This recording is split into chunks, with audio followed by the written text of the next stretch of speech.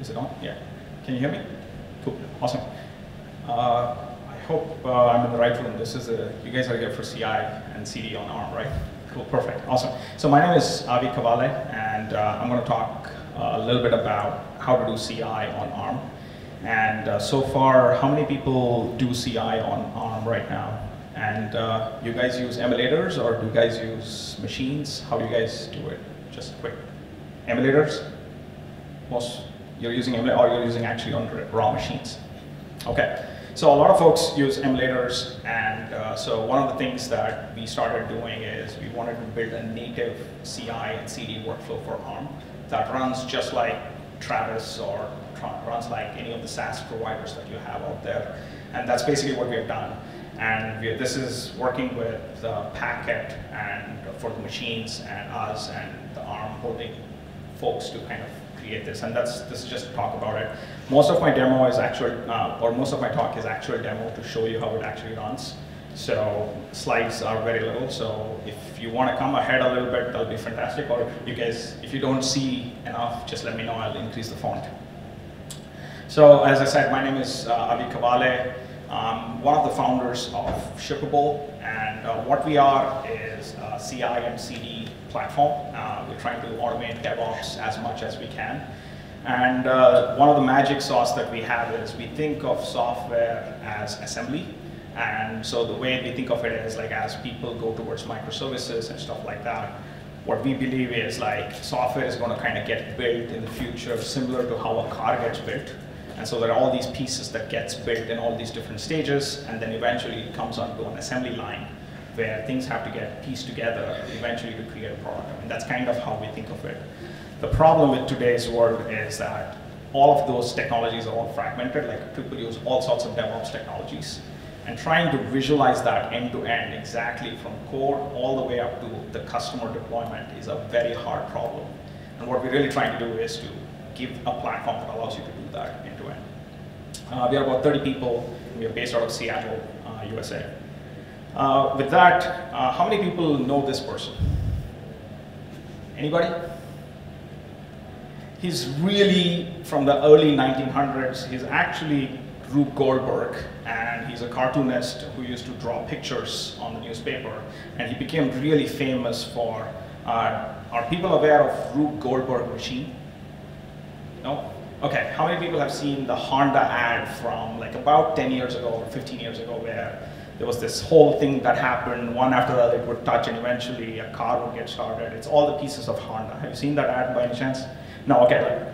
If you've not, I'll just walk you through it. So basically, Rube Goldberg was famous for creating these cartoons which he took very simple tasks and created the most complicated way to actually solve their problem.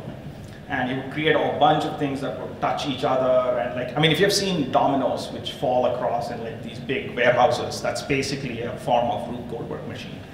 So the idea is that the reason I bring this up is a lot of DevOps today looks like this. And there's all these pieces that people are trying to build, trying to connect together, and hopefully everything works end to end, and then you get it. And that's kind of, I look at it and say, this is kind of a Rube Goldberg machine. So the point I was trying to really make is today, if you want to do CI natively for ARM, it sounds like you're doing a lot of these pieces in order to try to make it work. And especially whether you use emulators, whether you're using Raspberry Pis as proxies because you don't want to spend too much hardware money on having these machines just running build servers, all of the stuff. And all of these problems end up with some sort of a challenge. And most of the times it's either performance or it's too hard to maintain, it's fragile, and it's really not a reliable solution to really think about it. So people then try to fall into emulators because you have a lot of services that give you x86 machines, and then you can actually run an emulator on top of it, and then you can get pretty reliable results from that. But that still has its own problems. One is most of the CI providers out there are running some sort of virtualization, and then you're running another layer of virtualization on top of that, so you're kind of having performance issues using that. The second thing is, no matter what you do on the emulator, it's still not actually tested natively. And so you want to really think about it from, hey, do I want to, it might still break as you go towards the end part of it. And trying to set up all of this, because it's an emulator, you have to, it's not natively packaged for it, so you have to set up the system quite a bit up front and then run your build.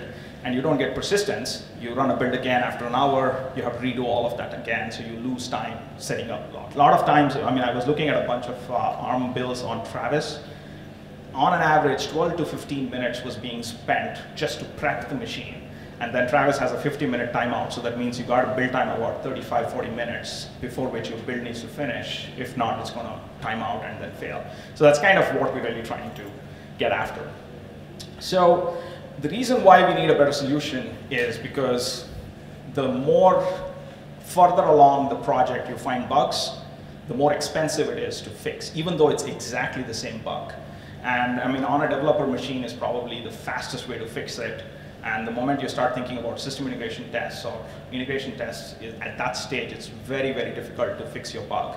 And I'm not talking about technical difficulty, it's more of like all the process efficiency and all the things that need to be redone, because you have to kind of come with a service pack. And so what ends up happening is people usually slow down the release process. Kind of say, okay, we'll do some sort of like weekly process so that we can get everything bunched up and then pushed together. So that's kind of counterintuitive to what the world is going towards. I mean, it's kind of, you want to deploy as quickly as possible, you want to test as fast as possible. So it's kind of polar opposites in terms of what you're really trying to achieve. So I think what we need to do is have a more streamlined workflow that does end-to-end very easily, as opposed to making you jump through multiple hoops to actually build this. So that's basically what we did. And so we've been working with the ARM folks as well as the Packet folks for the past 6 months to kind of bring together like the first CI provider that is actually built natively for ARM.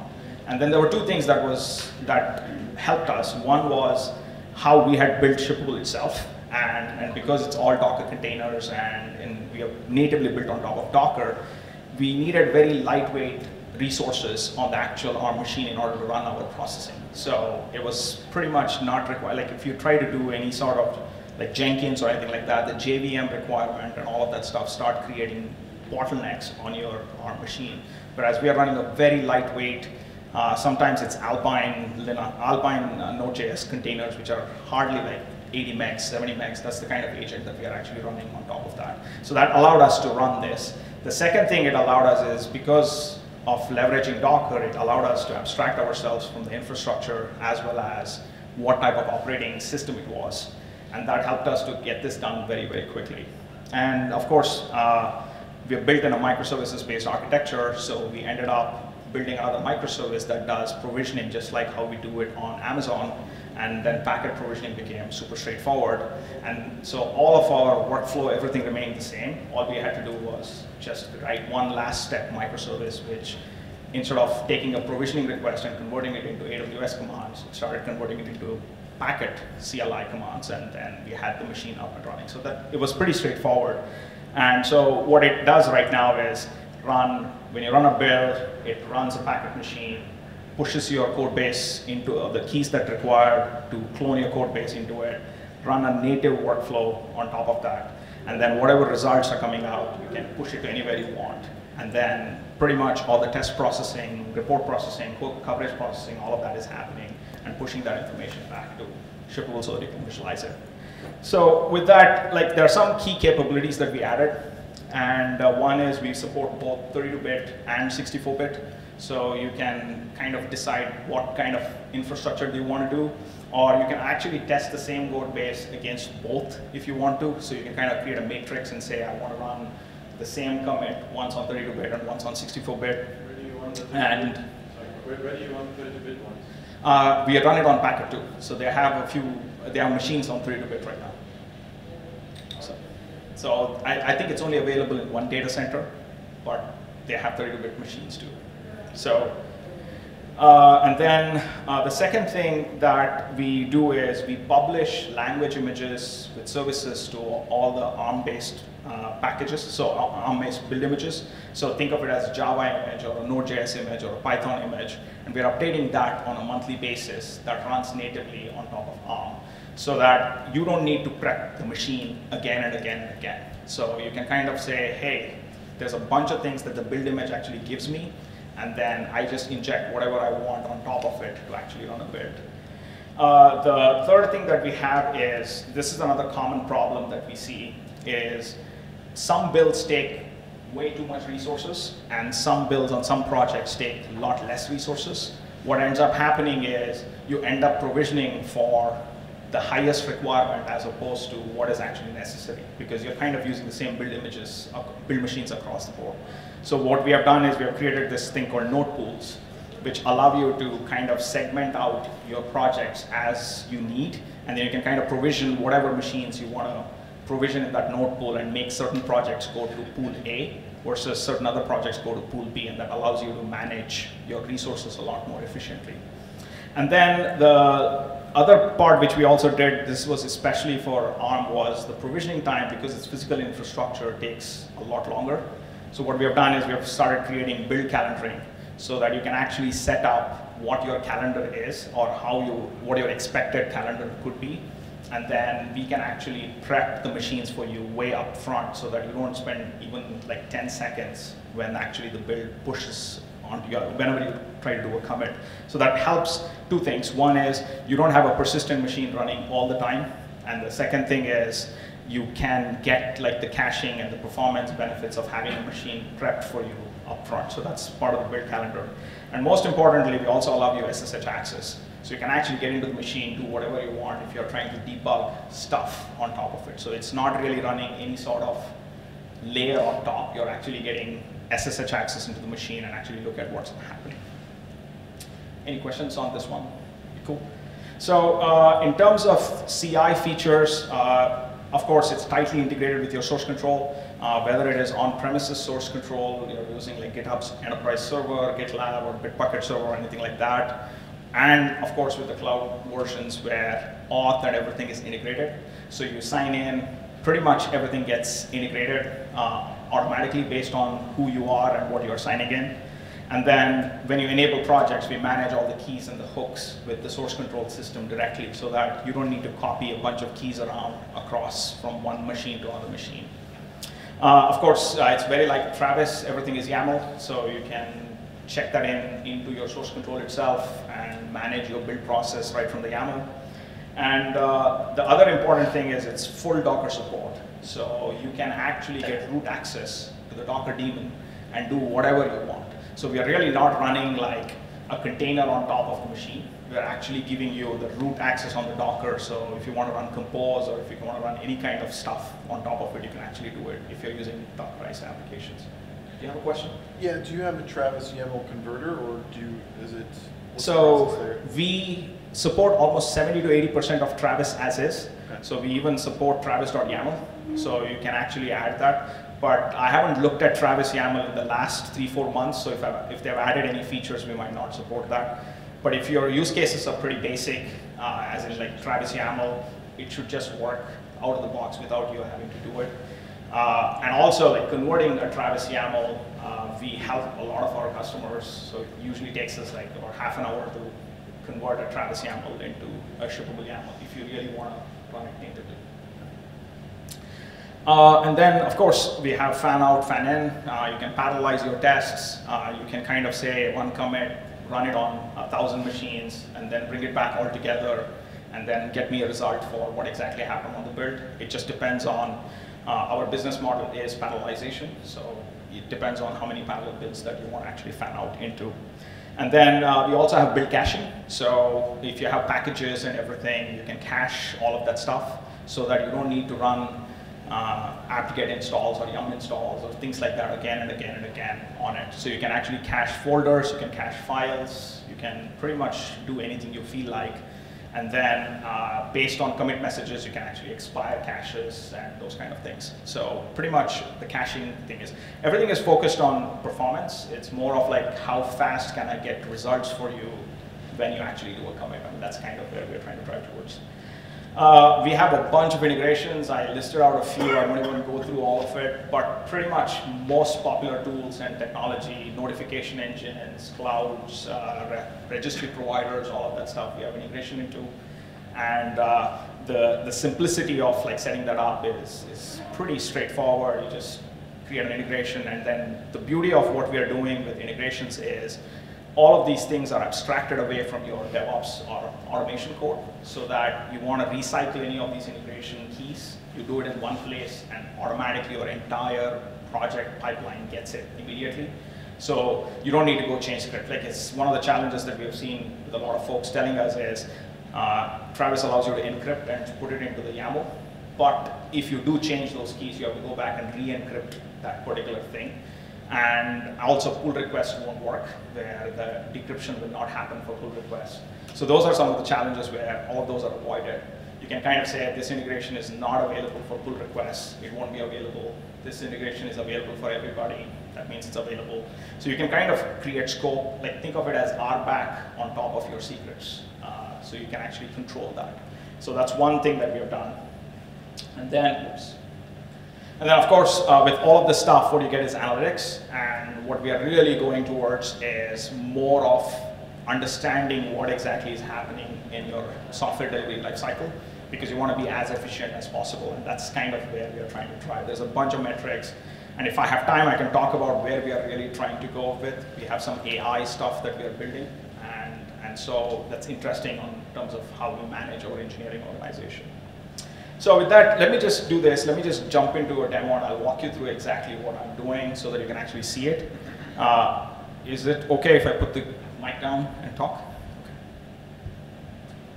So, oh, sorry. So what it is it's a Dockerized Node.js application. It's a very, very simple application. It's built on ARM. And then what I'm doing is it's hosted on GitHub. I'm using Mocha and Chai as tests, and then I'm using Istanbul to actually do some coverage, and then image repositories on Docker, and then I'm using a 64-bit ARM machine hosted on Packet. And that's basically what the workflow is.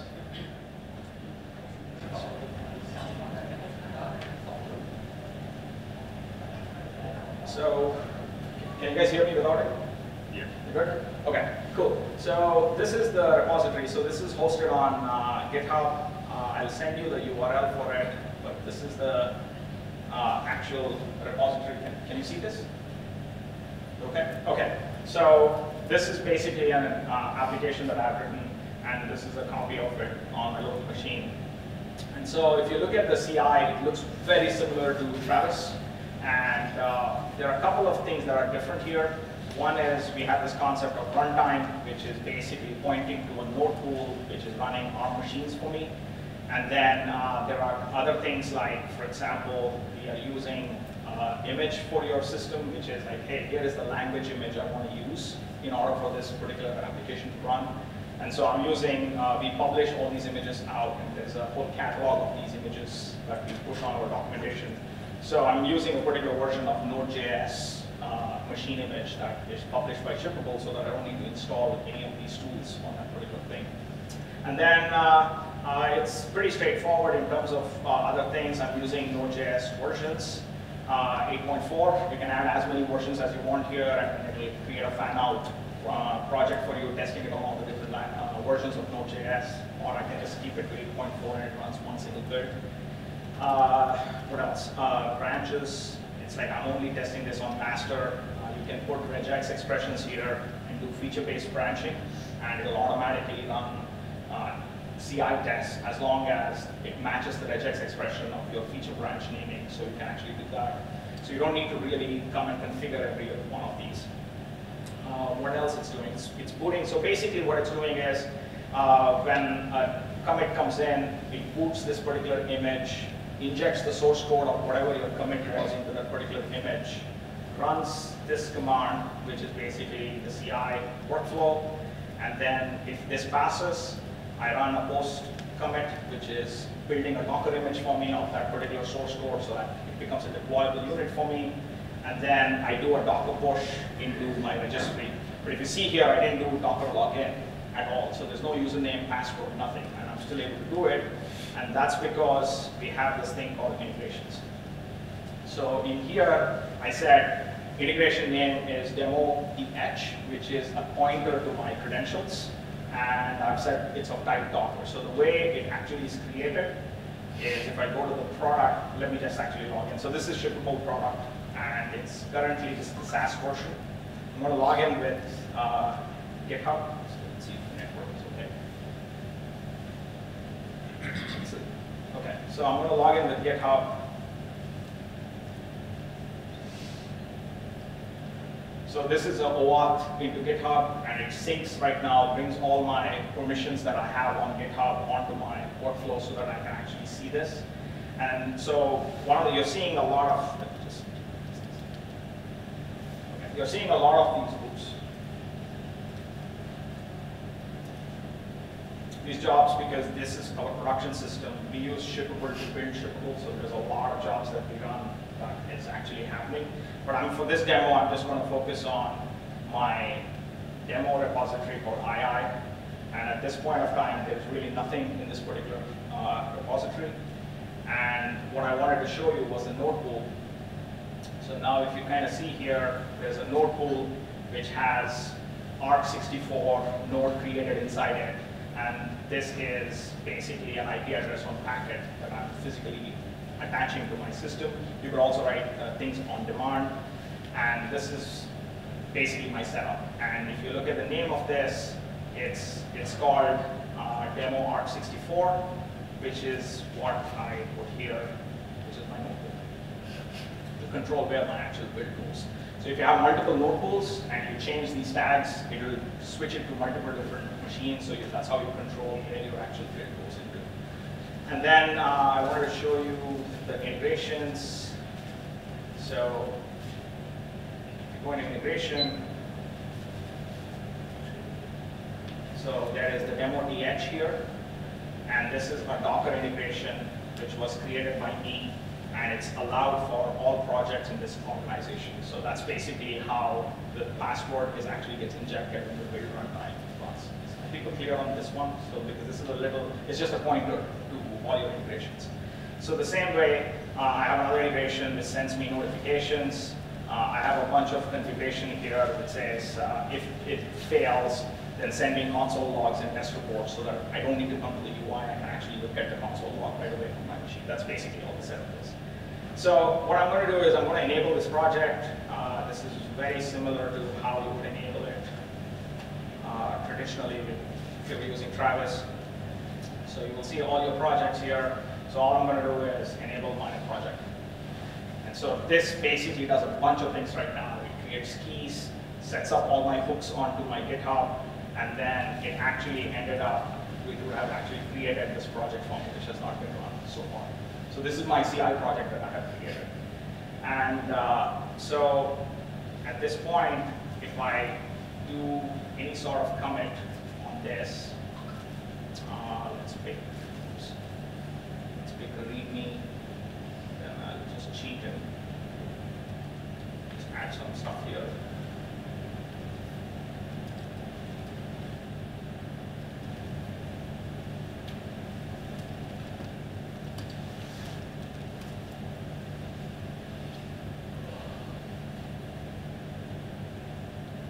Okay, so that should immediately trigger its thing. There you go. So all the integration was done, and it's very similar to how you would have actually run. So now this fired a build on top of shippable, and if I get into that build right now, it's starting to process. It's actually done a bunch of things. It's booted my container, which was what I gave the 6.2.4 version of Node all.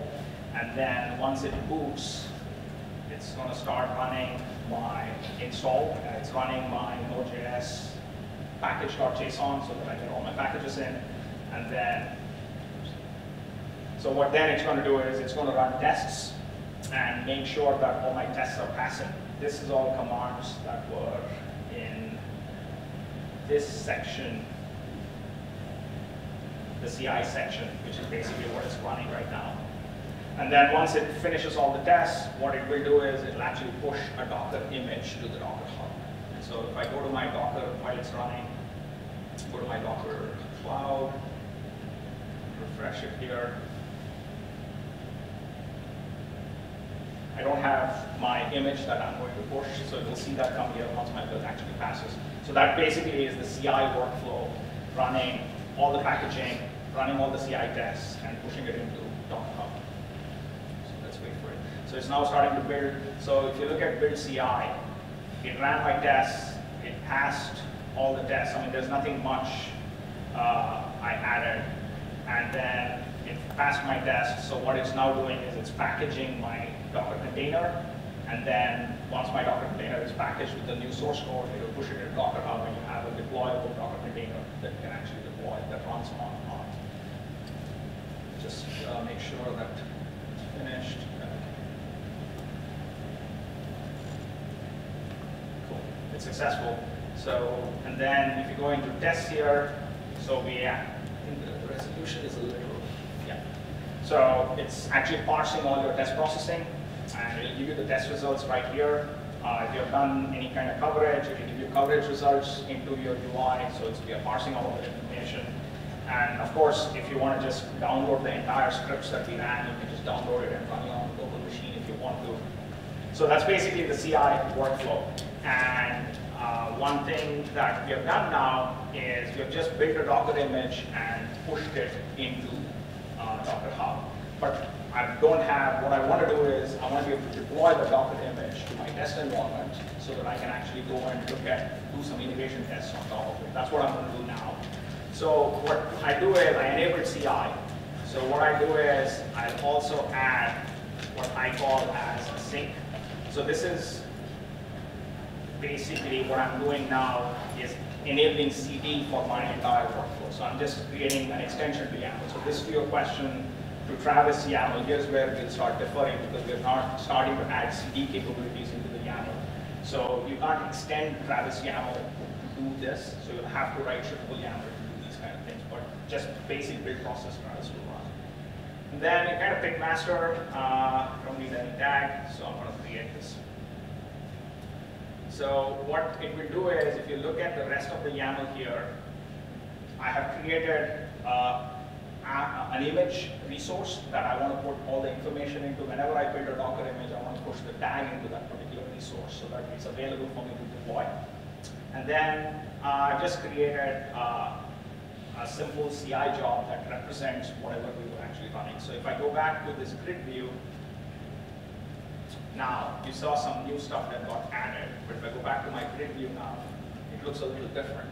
So what you're seeing now is the CI repo was the ARM CI repo, which actually ran CI, and the output of it is actually a Docker image that got built as part of this workflow. So if I run this again, so if I go into this versions now, you should see nothing.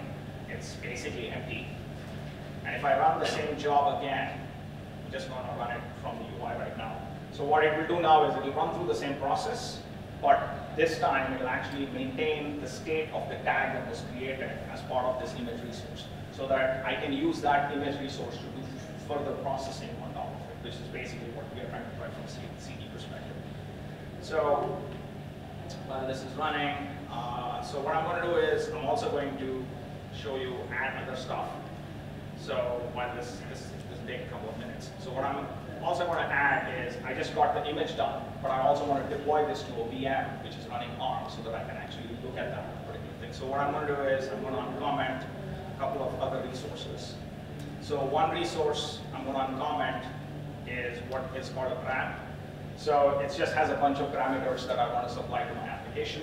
And then it also has the server name of where I'm actually deploying.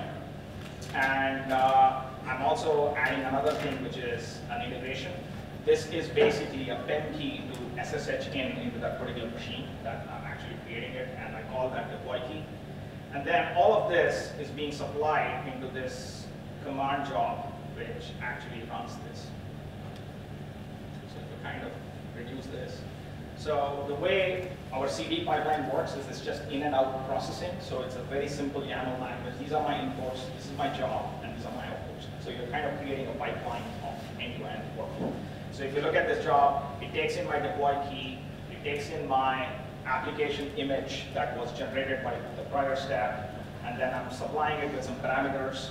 And then once any of these things change, it's going to run this job with this workflow. And what it's going to do is it's going to SSH into that particular box, remove an existing Docker container that is running there, if it exists, and then push a new Docker container into it and bring up the latest version of the image on that particular system. That's basically what it's doing. And so if you have multiple machines as a cluster, it will start doing a rolling deployment. You could also do delays in that rolling deployment, saying 25%, 25%. If you have 4 machines, wait for 5 minutes before you deploy everything together so that you don't have downtime. So you can do those kind of workflows. So that's basically what I'm doing. So I'm going to commit this.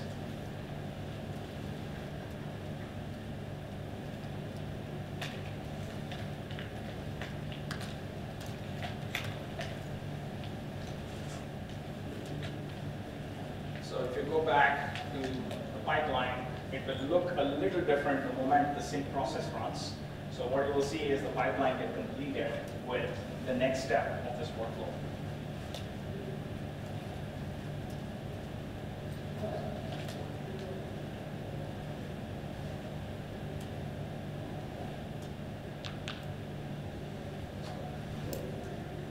Make sure I have my sockets going.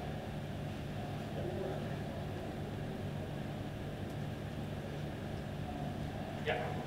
So what ended up happening is you're starting to build an assembly line from this. So this is about like you're doing a CI, output is an image. Now that image is actually allowed to actually deploy into a particular thing. Now you can further extend this and then do a system integration test after this, and then eventually update the tag and say this is the production release tag because it actually worked with all my tests. Or you could do multi-stage deployment where now once my unit testing and integration test pass, I want to do performance testing, and then I want to push to that, and if that passes, the next one. Now this is a very simple app that is doing one end-to-end workflow. So while we finish this, if I go into that machine right now, it says PS. You will see like 2 images here. One is the build image that is running the CI, and the other one is the agent. And once this finishes and deploy runs, a copy of, I'm using the same machine for everything here, but you can use different machines in the real environment. What you will see is an instance of this package container that I brought up will come up, and it will just have, it's a very simple image with just one single web page, and it comes out. So this is kind of like an end-to-end workflow where you're not just doing CI, you're also doing CD, and eventually packaging it and pushing it into release branches. So this shows a very simple thing, but what I want to do is I want to actually show you how we do our product. So this shows shippable pipelines end to end. So this is our pipeline that we use to actually build shippable. So I think I can't fit everything in this resolution. So think of it as like, and the way we manage our whole engineering is that every single one of these blocks is one step of our entire product. And so we have about 65 microservices. They're all getting built like this, and eventually they all come together. And there's a release object which does semantic versioning on it. It tags all the version numbers on top of it, and then pushes it into some registry. And then we build an AMI, push it into marketplace. So all of that workflow is happening in this entire system. So if we want to do Scrum, the only thing we do is we look at red jobs here. And it also has this other thing where if a particular job is not running for X amount of time, it starts changing color so that you can actually see latency on your actual pipeline. So if you look at which particular thing is the long pole in your entire workflow, it actually visually will start showing you what exactly is happening in your entire workflow. So that's basically what we're really trying to drive. And if once you really start building it, like if you look at it, there are over 700 plus jobs in this entire workflow that's happening. And then you can control it where if something triggers, I don't want to trigger the next step. I only want a manual intervention, or I want a Slack message which goes into a room where somebody clicks approve, and that actually triggers the next part of the workflow. So you can do those kind of things. We call them gated workflows. So you can do those kind of things too. And in the meantime, let me just jump back and look at this. Yeah, so this thing finished. So at that time, this was how it looked, which was right off ARC64 node 6.24. If I do Docker PS now, you should see the blog container that came up, which was actually what we just built.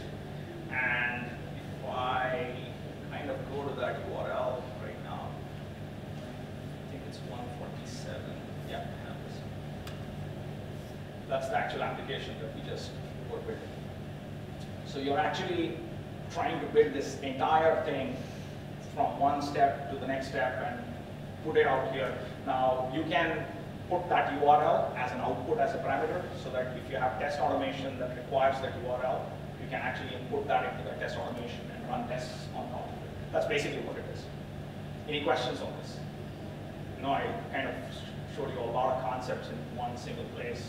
But what we're really trying to do is, we want, I mean, this is available for x86 for a long time, and what we're really trying to do here is bring the same concepts and the same workflow on a common platform for even ARM-based applications. So that was an ARM deployment, ARM CI, push the package into, as a Docker container. You could easily build a Java package, you could build a C++ package, and push it onto the host machine. Instead of running a Docker run command, you would probably run some other kind of a command to actually either push it into a JVM or push it into some sort of a web server, server-based application. That's basically what's happening. Yeah, two questions. First, we tried to use shipple. Well, I didn't shipple for. Sorry, I couldn't follow. Yeah, we're using shipple for ARM64 builds. And first, I didn't notice. I cannot see it. Are you using still Bayon nodes in the node pool for ARM64, or are you having a tighter integration, so you're deploying the package IO nodes by themselves? If I understand the question is, like, are we more tightly integrated into packet now? Is that what the question was? Yeah, I mean, that's basically what work we did in the last month and a half was all about that, trying to do automated provisioning on top of packet on demand, and then bring up the node. So, if we want to use more ARM64 nodes, we don't have to do that on our own.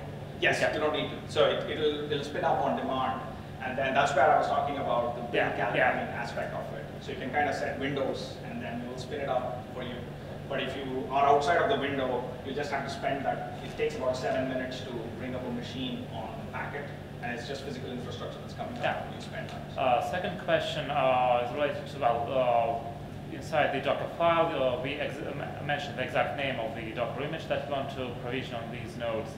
When I tried to do the build of the software for both x86 and ARM, I found that it tries to use R64 Docker image on x86, so it will not work, of course. Is it solved? Is it planned to be solved somehow? So we've introduced the concept of node pools, and that's the solution. What you're basically saying is you want one build to run on x86 and one build to run on ARM.